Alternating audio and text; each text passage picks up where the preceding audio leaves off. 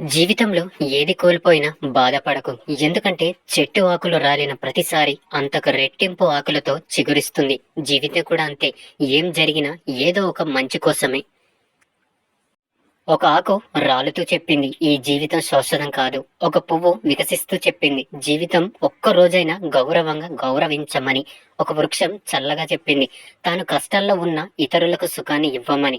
ఒక హృదయం నవ్వుతూ చెప్పింది, అందరి మనసుల్లో మంచి స్థానాన్ని సంపాదించమని.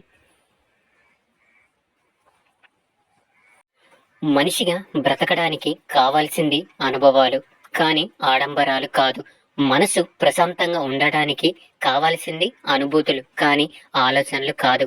అందరితో పంచుకోవడానికి కావాల్సింది ఆనందాలు, కానీ ఐశ్వర్యం కాదు.